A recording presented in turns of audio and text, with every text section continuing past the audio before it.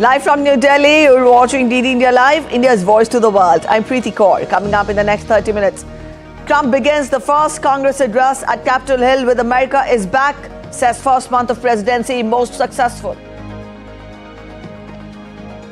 US President signals the end of Russia-Ukraine conflict, says Zelenskyy ready for peace talks, mineral deal. In the ICC Champions Trophy 2025, South Africa will take on New Zealand in the high-stakes second semi-final.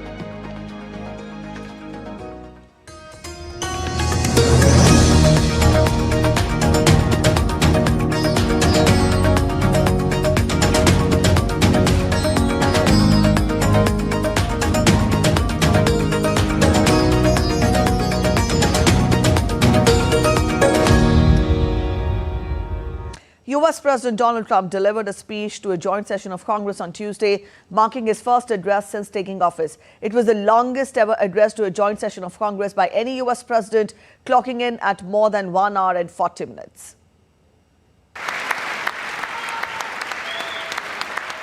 US President Donald Trump began his first address to a joint session of Congress after taking office with a 3-word message. America is back.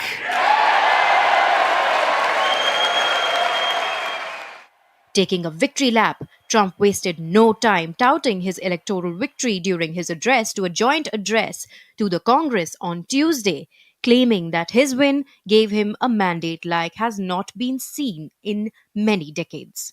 In response, Republicans in the chamber stood up and cheered, chanting, much like his 2024 campaign, Trump used Tuesday's speech to talk about securing the US-Mexico border and the executive orders he issued, including deploying military members to the area. I declared a national emergency on our southern border, and I deployed the US military and border patrol to repel the invasion of our country. And what a job they've done. As a result, illegal border crossings last month were by far the lowest ever recorded, ever. The US president took time during his address to a joint session of the Congress to highlight a student athlete touting a recent executive action he signed banning transgender women from women's sports. The girl, according to the White House, Peyton McNabb, is a former high school athlete who had her dreams of competing in college sports crushed when a biological man playing on the opposing women's team spiked the volleyball at Peyton's face, leaving her with a traumatic brain injury. I also signed an executive order to ban men from playing in women's sports. We have removed the poison of critical race theory from our public schools, and I signed an order making it the official policy of the United States government that there are only 2 genders, male and female. President Donald Trump gave Elon Musk and the newly created Department of Government Efficiency a shout-out in his address, Which is headed by Elon Musk, who is in the gallery tonight. Under the Trump administration, all of these scams, and they're far worse, but I didn't think it was appropriate to talk about them. They're so bad. Many more have been found out and exposed and swiftly terminated by a group of very intelligent, mostly young people, headed up by Elon, and we appreciate it. We found hundreds of billions of dollars of fraud. Trump also announced his plans to implement reciprocal tariffs in the near future on several countries. The US will raise its tariff rate for goods from another country to whatsoever that country levies on US products from April 2nd. Tariffs are not just about protecting American jobs. They're about protecting the soul of our country. Tariffs are about making America rich again and making America great again, and it's happening, and it will happen rather quickly. There'll be a little disturbance, but we're okay with that. It won't be much. Trump listed what he calls his bold actions, including sweeping funding freezes and renaming the Gulf of Mexico to the Gulf of America. He says there will be tax cuts for everybody and promises to balance the federal budget. For the good of our nation, let's work together and let's truly make America great again. Every day, my administration is fighting to deliver the change America needs to bring a future that America deserves, and we're doing it. This is a time for big dreams and bold action. Upon taking office, I imposed an immediate freeze on all federal hiring, a freeze on all new federal regulations, and a freeze on all foreign aid. In all, US President Donald Trump's address to Congress was a characteristic blend of triumphalism and policy pronouncements. Antara Sinha for DD India. Speaking from Michigan in a rebuttal to Trump's Congress speech, Democrat Elissa Slotkin slammed Donald Trump's approach to foreign policy, DOGE, and the recent mass firings of federal workers. In fact, mass firings of federal workers. Actions suggest that in his heart, he doesn't believe we're an exceptional nation. He clearly doesn't think we should lead the world. Look, America is not perfect, but I stand with the majority of Americans who believe we are still exceptional, unparalleled. And I would rather have American leadership over Chinese or Russian leadership any day of the week. In his speech, Trump also said that Ukraine's leader Volodymyr Zelenskyy has told him that Kyiv is ready for talks with Russia and a U.S. minerals deal days after a White House clash. British Defense Minister John Healey will meet U.S. Defense Secretary Pete Hegseth in Washington on Thursday to discuss a crucial peace plan for Ukraine. The meeting comes amid a flurry of diplomatic efforts to end the conflict after U.S. President Donald Trump paused military aid to Ukraine following a fallout with President Zelenskyy.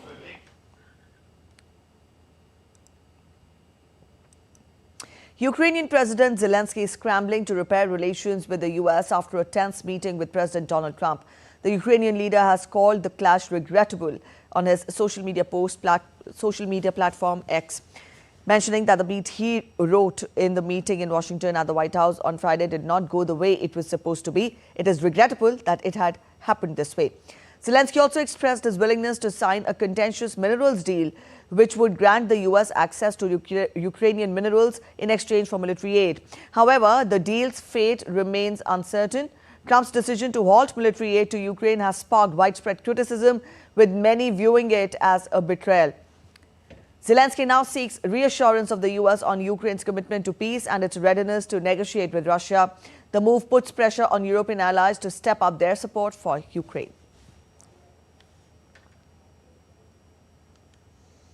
Germany's Conservatives and Social Democrats announced proposals on Tuesday to set up a €500 billion fund for infrastructure and overhaul borrowing rules in order to massively up the defense spending.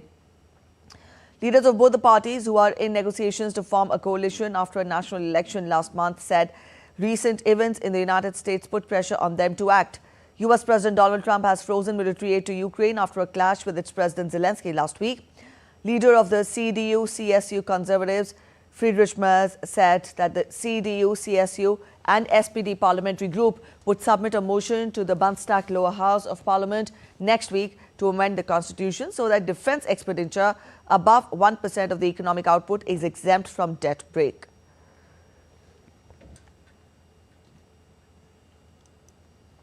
Let's get to updates on Israel-Hamas conflict now. Israel on Tuesday signaled readiness to move to the second phase of Gaza ceasefire deal, but stressed that an agreement on the release of hostages held by Hamas is crucial to extend the framework. Speaking in Jerusalem, Foreign Minister Gideon Sa'ar said that Israel was ready to proceed to the second phase of the Gaza ceasefire deal as long as Hamas was ready to release more of the 59 hostages it is still holding. Foreign Minister Gideon Sa'ar, and then we'll open it for questions. We don't have an agreement on phase 2. We demand total demilitarization of Gaza Strip, Hamas and Islamic Jihad out, and give us our hostages. If they agree to that, we can implement tomorrow. We will only have to then discuss the ratio for the terrorists that want to get out from our jails, okay? It was not agreed in the agreement. It was left to be agreed on phase 2. There is no shelf agreement on phase 2. There's nothing in it. Israel criticized a plan put forward by Arab states for Gaza's reconstruction on Tuesday. Shortly after a summit of Arab leaders in Cairo, the Israeli Foreign Ministry in a social media post said that the reconstruction plan failed to address the realities of the situation following Hamas's October 7th attack on Israel. Israel also criticized the statement's reliance on the Palestinian Authority and the UN Agency for Palestinian Refugees, continuing Israel's allegations of corruption and support for terrorism against these entities. Earlier, Arab leaders adopted an Egyptian reconstruction plan for Gaza on Tuesday that would cost $53 billion and also avoid displacing Palestinians from the enclave. Egypt unveiled its plan on Tuesday while hosting an Arab League summit in its capital, Cairo. The plan aims to counter President Donald Trump's proposals for a Middle East Riviera by presenting a scheme for rebuilding the devastated Strip without displacing its population. Speaking at the start of the summit, Egyptian President Abdel Fattah al-Sisi called upon the leaders to adopt the Gaza reconstruction and development plan.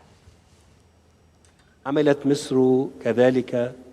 As the Arab foreign minister's endorsement of the Gaza reconstruction and development plan and the adoption of the draft of the final statement, I now call upon to adopt the Gaza reconstruction and development plan and the draft of the final statement. It has been endorsed. بحيث تكون تلك اللجنة. Colorful parades, extravagant costumes and a whole lot of celebration for a period of 4 days. The carnival has taken over the south of the Netherlands. This vibrant festival marks the last big party before the fasting period begins. From music-filled streets to lively traditions, we take you inside the Dutch carnival. Reporting from the Netherlands, here is Mark Limburg with more on this festive event. Carnival in the Netherlands is a vibrant, centuries-old tradition. Every year, cities like Maastricht and Den Bosch explode with color, music and parades as people in costumes celebrate. More than just a party, Carnival is a cultural event filled with satire, community spirit and festive chaos. Let's take you inside this unique celebration. Iedereen is gelijk, welke rangstand je dan eigenlijk hebt. Samen zijn, het familiegevoel, het vriendengevoel.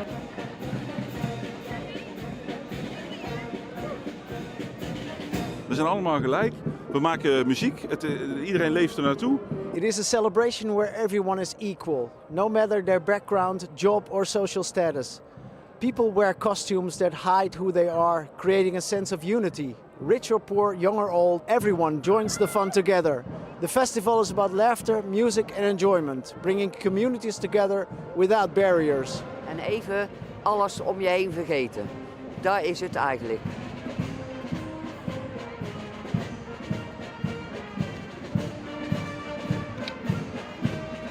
Carnival 2025 is more than just a grand parade. In the next few days, the city buzzes with vibrant events. Throughout local pubs and eateries, there will be live music and themed gatherings, ensuring every corner of the city pulses with carnival spirit.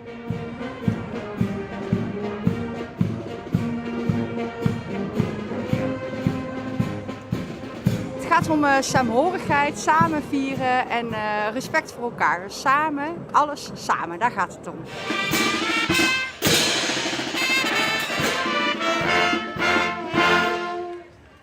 Mark Limburg reporting from Den Bosch, the Netherlands.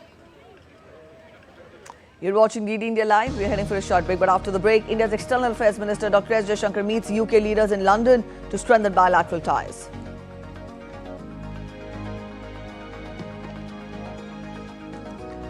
Aiming to attract investments and innovation in the semiconductor sector, Gujarat Semiconnect Conference to begin in Gandhinagar. We'll tell you how empowered women entrepreneurs in India are redefining industries and co-creating in shaping a sustainable future.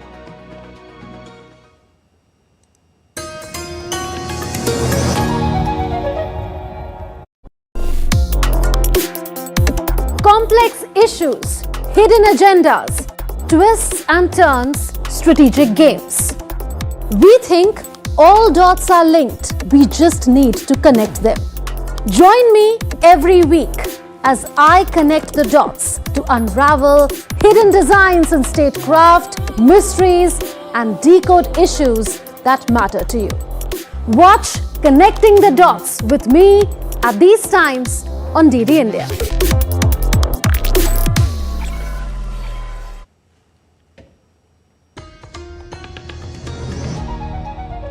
Welcome back. After the break, you're watching DD India Live. India's External Affairs Minister, Dr. S. Jaishankar, is visiting London. On Tuesday, he met top ministers of the UK government. Minister Jaishankar called on Prime Minister Keir Starmer at 10 Downing Street today, conveying warm greetings of Prime Minister Narendra Modi.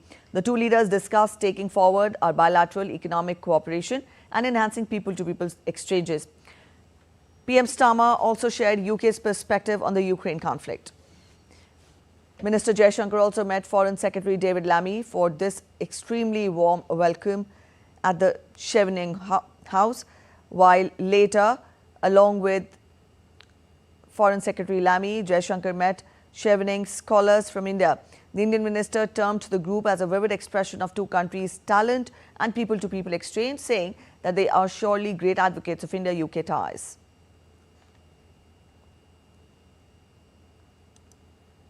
Prime Minister of Guyana, Brigadier retired Mark Anthony Phillips, arrived in New Delhi for the World Sustainable Development Summit 2025 on Tuesday. The three-day summit begins today with the theme Partnerships for Accelerating Sustainable Development and Climate Solutions. The summit is the annual flagship multi-stakeholder convening organized by the Energy and Resources Institute. Ministry of External Affairs spokesperson Ranveer Jaiswal stated that this visit will add further momentum to the strong and growing multifaceted relationship that included the areas of sustainable development and renewable energy. Earlier in February, Guyana's Health Minister, Frank Anthony, expressed deep gratitude to India for its timely assistance during the COVID pandemic, particularly for providing vaccines that played a crucial role in saving lives in Guyana.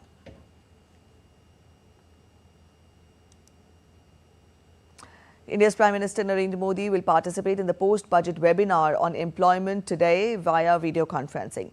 The key themes of the webinar include investing in people, economy and innovation. Prime Minister will also address the gathering on the occasion. Driven by the vision of the Prime Minister, the government has taken multiple steps to promote job growth and generate greater avenues of employment. The webinar will foster collaboration among government, industry, academia and citizens, encouraging discussions to help translate the transformative budget announcements towards the same into effective outcomes.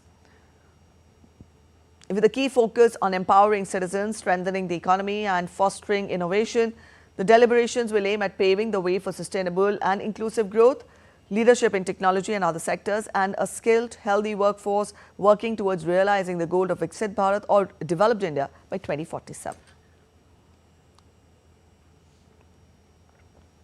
India's western state of Gujarat is all set to host a mega semiconductor conference, Gujarat Semiconnect Conference, from today at the Mahatma Mandir Exhibition and Convention Centre in Gandhinagar. Union IT Minister Ashwini Vaishnav, along with Chief Minister Bhupendra Patel, will inaugurate the three-day event, which will also see participation from 2,500 delegates, industrialists, investors and policymakers. The event aims to attract investments, integrate Gujarat semiconductor industry into global value chains and drive innovation in the sector.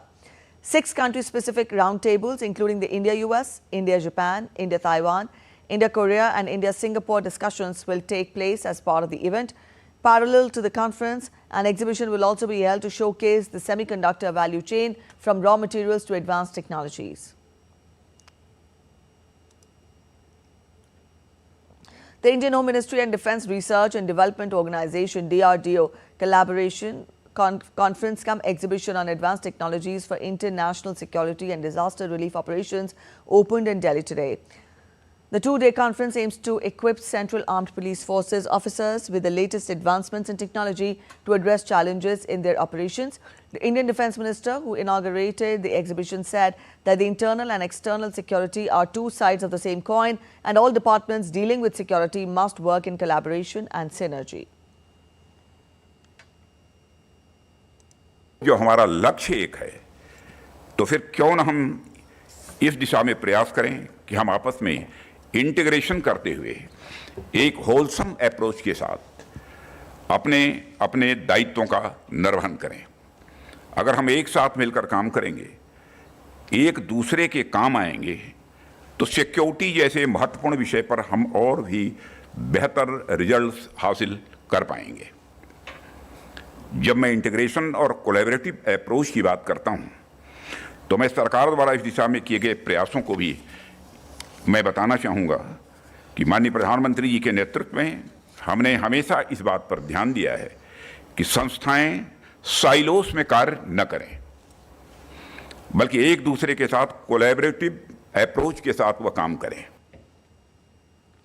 India is witnessing a new wave of entrepreneurship driven by young women who are redefining traditional industries with innovation and passion. From sustainable fashion to technology-driven solutions, these entrepreneurs are not only creating successful businesses but also empowering communities and preserving cultural heritage.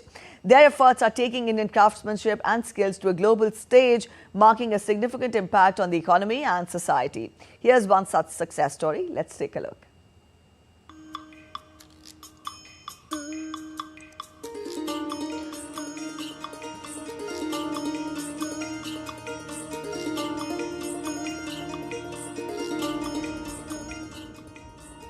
From the narrow lanes of rural India to international markets, Huts and Looms has emerged as a beacon of empowerment.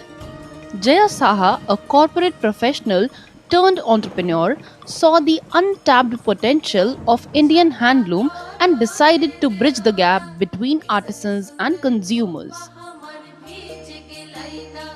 What started with just 5 weavers has now grown into a community over 500 skilled artisans producing exquisite textiles that blend tradition with contemporary aesthetics. Started with a small group of weavers. While working with them, we found out there were quite a number of challenges in the handloom sector, especially with the fair wages and equal opportunities for men and women, which we tried to sort out while we have grown to around 500 plus artisans across the country. We also believe that if we are working with the rural artisans and empowering them, we are taking India to the global platforms. We want to create a brand, a legacy where we can globally represent India. We believe in the vision of Make in India. We believe in the vision of Atmanirbhar Bharat, because we believe if our roots are stronger, we are going to come out more stronger. We are going to grow more sustainably. With a vision to take Indian handloom global, Huts and Looms is leveraging e-commerce and international collaborations to bring authentic, handcrafted fabrics to a worldwide audience. Weavers who once struggled for fair wages now have stable livelihoods. Through training programs and direct market access, young women entrepreneurs of India are not just reviving a craft but ensuring sustainability for generations to come. With a growing footprint in global markets, Huts and Looms is redefining the perception of Indian handlooms, making them a symbol of sustainable and ethical fashion. Kriti Vadhera's report for DD India. From here we now turn focus to sports. In news just coming in, Australia star batter Steve Smith has announced his retirement from one-day internationals on Wednesday. The middle order batter's final appearance in ODI's game in the Champions Trophy semi-final against India in Dubai on Tuesday, in which he top scored for Australia with 73 in a losing cause. The 35-year-old batter featured in 170 ODIs, scoring 5,800 runs at an average of 43.28 and a strike rate of 86.96. He has 12 centuries and 35 half-centuries to his name. He finished his career as the 12th highest run getter for Australia in the ODIs. He registered his highest score of 164 against New Zealand in 2016. Having made his debut as a leg-spinning all-rounder, he also picked 28 wickets and took 90 catches. Meanwhile, New Zealand will take on South Africa in the second semi-final of the Champions Trophy in Lahore on Wednesday. New Zealand convincingly won their first 2 games of the one-day tournament in Pakistan, then lost to India in Dubai and have now flown back to Pakistan for the encounter. New Zealand are likely to stick with their 3-pronged pace attack of Matt Henry, Kyle Jamieson and Will O'Rourke, while South Africa defeated Afghanistan and England to top their group. South Africa might make some changes in the playing 11. Tabraiz Shamsi has not appeared at the Champions Trophy, but the left-arm wrist spinner might be called up in place of paceman Lyungi and Giri. That's it in this edition of DD India Live. But let us know your thoughts on the news of the day. For those of you on the go, you can get all the latest news and updates from India and across the world on the DD India mobile app. And this app is available on both Android and iOS platforms, and you can download the respective QR codes. We'll be back with more news as it breaks here on DD India. I'm Preeti Kaur signing off, and from all of us in Delhi, thanks for watching DD India Live.